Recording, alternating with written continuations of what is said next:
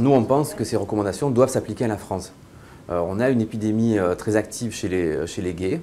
On a un problème avec une prévention qui est uniquement axée sur le préservatif et qui n'est pas suffisante.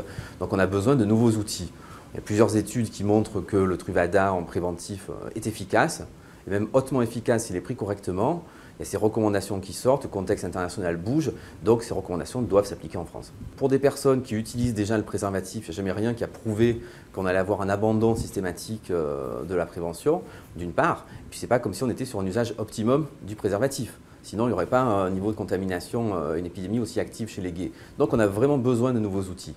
Sachant que les outils ne s'opposent pas forcément, ils viennent en complément les uns des autres et offrent une palette pour les personnes. Ils peuvent choisir à un moment de leur vie tel ou tel moyen de prévention. Quelque chose d'épidémiologiquement pertinent, puisqu'on voit qu'il y a une épidémie très active chez les homosexuels masculins, avec une prévalence, donc un nombre de personnes qui vivent avec le virus qui est très très important, des échanges sexuels nombreux, et donc la nécessité d'avoir des interventions de prévention fortes pour endiguer la dynamique de l'épidémie.